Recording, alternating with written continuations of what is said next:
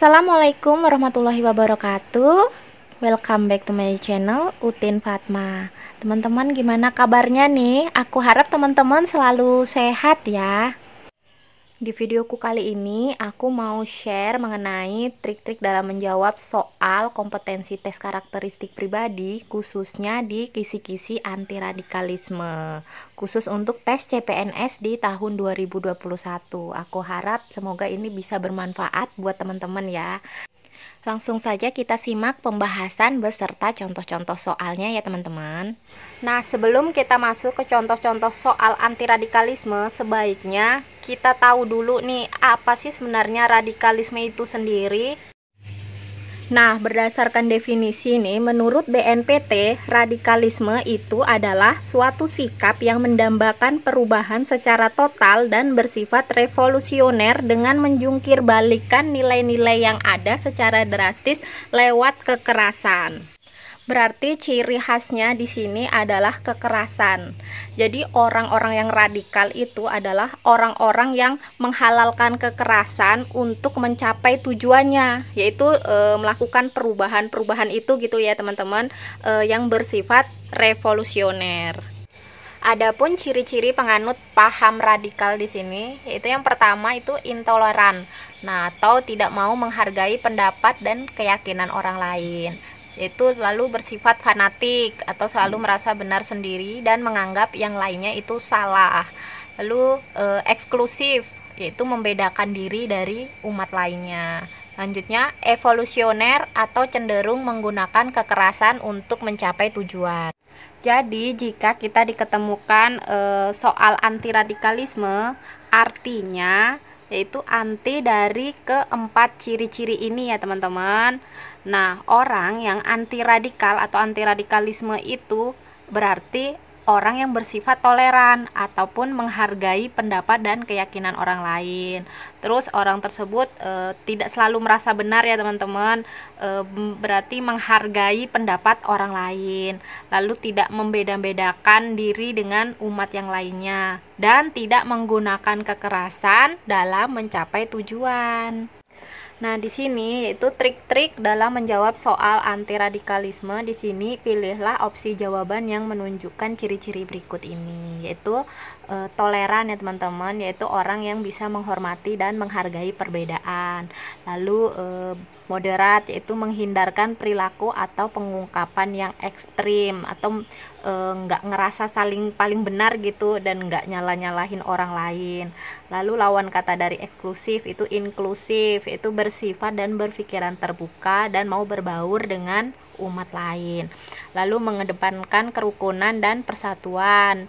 Dan apabila dalam menangani kasus-kasus orang yang terindikasi radikal, nah di sini masih terindikasi ya teman-teman. Di sini diharapkan untuk melakukan pendekatan personal dahulu dan mencari kebenarannya. Karena di sini terindikasi ini maksudnya berarti masih asumsi, belum terbukti gitu ya teman-teman. Jadi kita melakukan pendekatan, enggak langsung just kamu orang radikal gitu, enggak ya.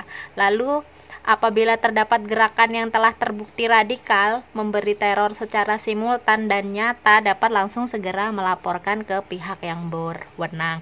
Nah, di sini kuncinya kita melaporkan ke pihak yang berwenang apabila sudah terbukti gitu ya teman-teman. Jadi bukan sekedar asumsi gitu ya teman-teman. Beda halnya dengan yang sebelumnya tuh ya teman.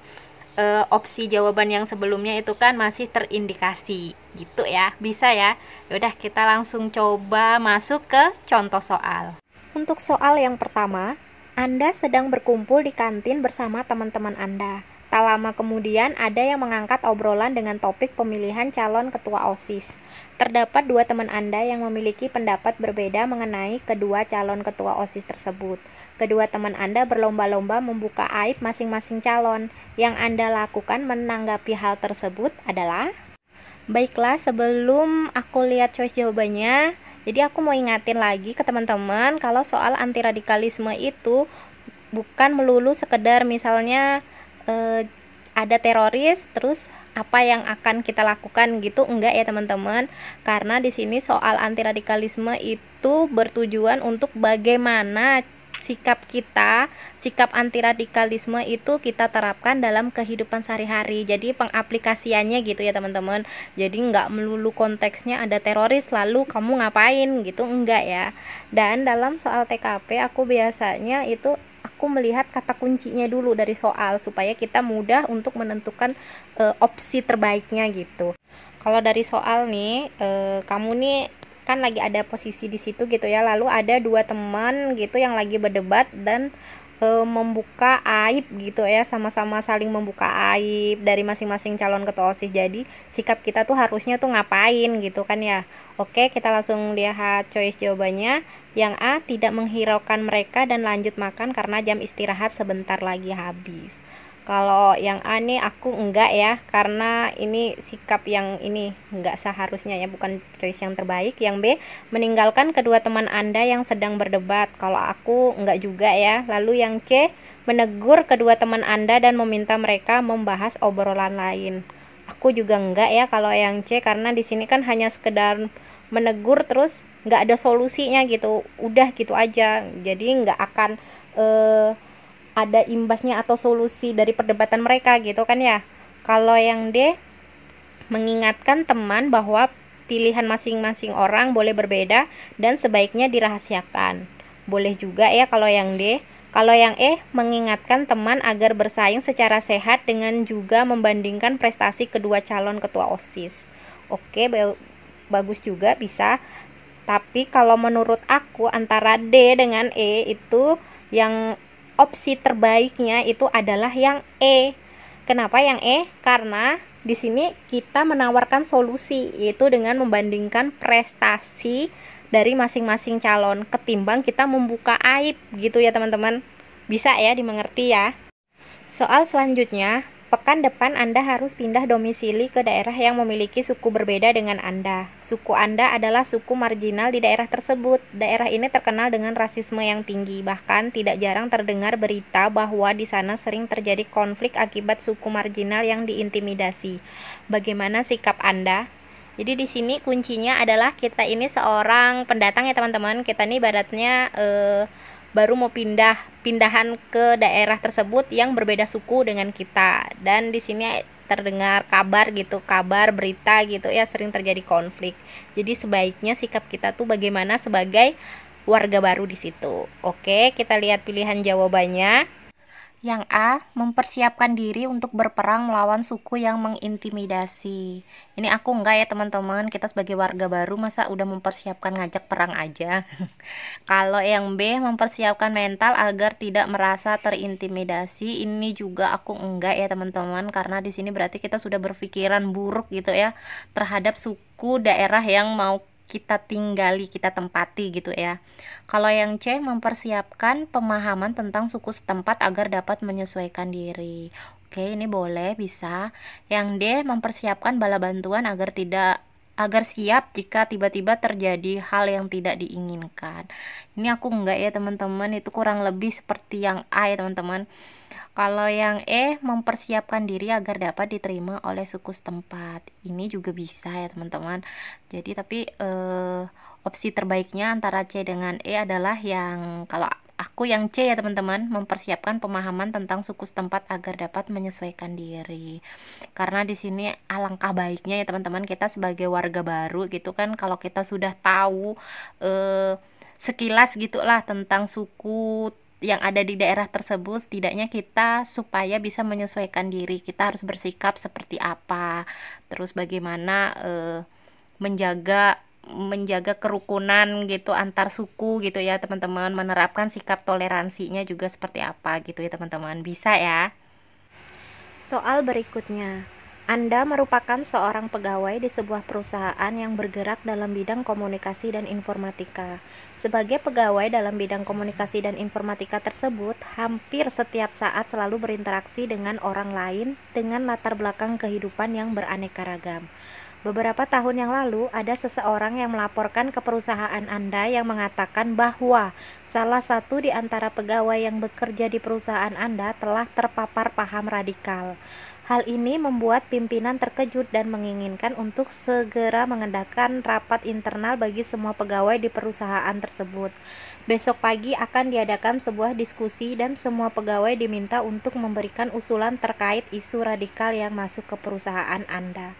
Sikap Anda yang tepat adalah. Sebelum kita melihat choice jawabannya, kita lihat dulu kata kunci dari soal di sini. Ada seseorang yang melaporkan ke perusahaan itu bahwa salah satu di antara pegawai yang bekerja di perusahaan itu terpapar paham radikal. Nah, hal ini berarti hanya sekedar laporan atau indikasi gitu ya teman-teman. Jadi belum terbukti. Jadi sehingga sikap kita itu sebaiknya mencari tahu dulu kebenarannya gitu ya teman-teman, kecuali sudah terbukti ada gerakan radikal gitu ya teman-teman, barulah kita bertindak. Choice yang A, memberikan usulan jika berita tentang pegawai yang terpapar radikal itu terbukti, perusahaan harus segera memberhentikan pegawai tersebut tanpa melihat seberapa tinggi jabatannya. Kalau aku untuk opsi yang A enggak ya teman-teman, karena ini usulan ya, terlebih lagi kita belum tahu siapa gitu ya teman-teman. Yang B, mengusulkan adanya jadwal rutin siraman rohani untuk semua pegawai agar mereka tidak terpapar paham radikal. Yang ini juga bukan opsi yang terbaik untuk solusi dari soal ya, untuk kasus yang ada di soal. Kalau yang C, mengusulkan agar mencari pegawai yang terpapar radikal tersebut kemudian melaporkan ke pihak yang berwenang mengatasi masalah tersebut. Ini juga aku enggak ya teman-teman, karena belum terbukti juga ya teman-teman. Jadi di sini sebaiknya kita jangan dulu langsung melaporkan ke pihak yang berwenang. Untuk opsi yang D, memberikan usulan agar perusahaan memeriksa terlebih dahulu kebenaran laporan tersebut baru kemudian mengambil tindakan yang tepat. Oke, ini aku bisa ya yang D. Kalau yang E, mengusulkan agar perusahaan tidak terburu-buru mencari pegawai yang diduga terpapar paham radikalisme karena bisa saja berita tersebut hoax. Oke, bisa juga yang E. Namun kalau untuk opsi antara D dengan E, itu opsi yang paling tepat yang sesuai dengan persoalan yang disajikan di soal itu yang D ya teman-teman, yaitu memberikan usulan agar perusahaan memeriksa terlebih dahulu kebenaran laporan tersebut baru kemudian mengambil tindakan yang tepat. Itu adalah opsi terbaik yang sesuai dengan kasus yang ada di soal gitu ya teman-teman. Jadi kita harus mencari tahu dulu kebenarannya karena baru terindikasi gitu ya teman-teman. Atau bisa juga kita melakukan pendekatan personal jika kita sudah tahu kira-kira siapa pegawai tersebut gitu ya teman-teman. Bisa ya. Soal berikutnya, Anda baru saja pindah ke suatu komplek perumahan dan melihat anggota keluarga Pak Andi yang merupakan tetangga dekat Anda kerap dikucilkan dari pergaulan sekitar. Bahkan, Anda merasa anggota keluarga Pak Andi tidak dianggap oleh tetangga sekitar karena perbedaan agama yang dianut. Sikap Anda. Jadi di sini ada ini ya, di komplek Anda itu ada orang yang dikucilkan gitu kan ya karena perbedaan agama. Jadi sikap kita itu sebagai tetangga itu sebaiknya seperti apa? Untuk pilihan jawaban yang A, menerima Pak Andi dan anggota keluarganya tinggal di lingkungan tersebut dan menyarankan untuk membatasi kegiatan keagamaan. Kalau dari yang A, kalau dari sampai koma di sini aku setuju ya teman-teman, menerima Pak Andi dan anggota keluarganya tinggal di lingkungan tersebut. Namun setelahnya itu aku kurang setuju ya teman-teman, karena itu berarti kita sedangkan beribadah sesuai dengan kepercayaan dan agamanya masing-masing itu sudah diatur dalam undang-undang gitu ya teman-teman. Berarti yang A ini bukan ya teman-teman. Untuk yang B, menyadarkan tetangga sekitar bahwa menerima keberagaman merupakan perbuatan yang dapat mengancam keharmonisan hubungan sosial. Ini jelas bukan ya teman-teman. Menyadarkan tetangga sekitar menerima keberagaman itu perbuatan dapat mengancam keharmonisan hubungan sosial, berarti jelas bukan. Kalau lalu yang C, menerima Pak Andi dan anggota keluarganya tersebut dengan memberikan kesempatan untuk menyampaikan rasa kecewa masyarakat karena telah mendiskriminasinya. Ini juga aku enggak ya teman-teman. Awalnya sih baik ya teman-teman menerima Pak Andi dan anggota keluarganya, tapi ini nanti akan menimbulkan masalah baru, konflik baru, karena di sini menyampaikan rasa kecewa masyarakat karena telah mendiskriminasinya gitu ya teman-teman. Jadi ini bukan opsi yang terbaik ya teman-teman. Kalau yang D, menyadarkan tetangga sekitar mengenai keberagaman agama sebagai suatu hal yang tidak perlu dipermasalahkan. Oke, ini bagus, bisa ya teman-teman. Yang E, menyadarkan tetangga sekitar agar memberikan kesempatan kepada Pak Andi dan keluarga untuk tinggal di perumahan tersebut. Ini juga bisa ya teman-teman. Jadi kita sudah mengeliminasi nih opsi yang poin nilainya 1, 2, dan 3. Berarti tinggal 4 dan 5. Ini adalah jawaban yang benar dan benar gitu ya teman-teman. Tetapi kita harus memilih salah satunya, yaitu benar di antara yang benar ya teman-teman. Jadi kalau kita lihat nih, kalau yang E itu kan menyadarkan tetangga sekitar agar memberikan kesempatan pada Pak Andi. Bagus ya teman-teman, menyadarkan tetangga tapi memberikan kesempatan ke Pak Andi. Ya kalau memang kesempatannya itu maksudnya berhasil gitu ya. Kalau enggak berarti Pak Andinya nggak boleh tinggal di situ dong. Berarti jawaban yang E nih masih ini ya, bukan solusi terbaik dari soal ya teman-teman. Berarti jawaban yang paling tepat adalah yang D ya, yaitu menyadarkan tetangga sekitar mengenai keberagaman agama sebagai suatu hal yang tidak perlu dipermasalahkan. Kenapa tidak perlu dipermasalahkan? Karena setiap orang itu berhak ya teman-teman memeluk agama dan beribadah sesuai agama dan kepercayaannya itu gitu ya teman-teman. Dan hal itu juga sudah tertuang dalam Undang-Undang Dasar dan Sila Pertama. Bisa ya teman-teman? Oke, kita lanjut ke soal berikutnya. Dewasa ini banyak sekali warganet yang ikut serta menyebarkan ujaran kebencian di media sosial, yang tidak menutup kemungkinan merupakan seorang yang berprofesi sebagai ASN. Suatu hari Anda melihat salah satu rekan kerja Anda sekantor yang juga bekerja sebagai ASN ikut menyebarkan postingan yang diduga memuat ujaran kebencian di media sosial. Hal yang Anda lakukan adalah, jadi dari soal di sini ada seorang ASN yang diduga ya teman-teman, diduga menyebarkan postingan yaitu yang memuat ujaran kebencian. Jadi sikap kita itu sebaiknya bagaimana sebagai rekan kerjanya. Nah, perlu diingat lagi ya teman-teman, peran ASN itu ada 3 ya teman-teman, yaitu sebagai pelaksana kebijakan publik, terus sebagai pelayan publik, yang ketiga adalah sebagai perannya itu sebagai perekat pemersatu bangsa. Jadi di sini jelas tidak mencerminkan ya teman-teman kalau kita menyebarkan postingan yang mengandung ujaran kebencian, karena di sini dapat memicu konflik dan perpecahan ya teman-teman, ujaran kebencian ini. Jadi jelas salah ya teman-teman tindakan tersebut. Jadi sebagai rekan kerjanya kita bagaimana gitu kan. Tetapi sebaiknya yang perlu diingat dalam bersikap itu sebaiknya kita selesaikan dulu permasalahan itu secara internal, baru jika secara internal tidak bisa diselesaikan, baru kita membuat laporan atau mengambil tindakan gitu ya teman-teman. Oke, kita lihat pilihan jawabannya. Setiap orang bebas dan berhak dalam menyampaikan pendapatnya karena hal tersebut dilindungi oleh undang-undang. Ini kalau aku enggak ya teman-teman, karena itu bukan solusi, enggak menjawab solusi dari soal ya teman-teman. Untuk yang B, menegur rekan kerja Anda untuk menghapus postingan tersebut karena dapat memicu konflik dan perpecahan. Oke, iya bisa. Kalau yang C, membiarkan saja karena pandangan politik orang berbeda-beda, ada yang pro dan ada yang kontra. Ini aku enggak ya kalau yang C. Lalu yang D, mengingatkannya dengan baik dan akan hak dan kewajiban seorang ASN melalui direct message atau chat. Oke, yang D bisa ya teman-teman. Yang E, melaporkan postingan rekan kerja Anda melalui. Oke, kalau yang ini kan udah tahap ke melaporkan, ini berarti belum ya teman-teman. Sebaiknya yang ini berarti bukan jawaban yang terbaik. Jadi antara B dan D. Di sini berarti kita sudah menemukan jawaban yang benar dan benar ya teman-teman, dengan poin 5 dan 4. Tetapi kita harus memilih jawaban benar di antara yang benar. Jadi di sini yang paling benar sebaiknya itu adalah pilihan jawabannya yang B. Kenapa yang B? Karena di sini kita harus segera ada solusinya ya teman-teman, menghapus postingan agar tidak terlalu lama gitu ya teman-teman postingan ujaran kebencian tersebut, karena dapat memicu konflik dan perpecahan. Sedangkan kalau yang D di sini kan hanya sekedar mengingatkan ya teman-teman dengan baik melalui pesan gitu ya teman-teman, atau chat gitu. Iya kalau misalnya diterima, kalau nggak diterima kan berarti postingan tersebut masih tetap ada.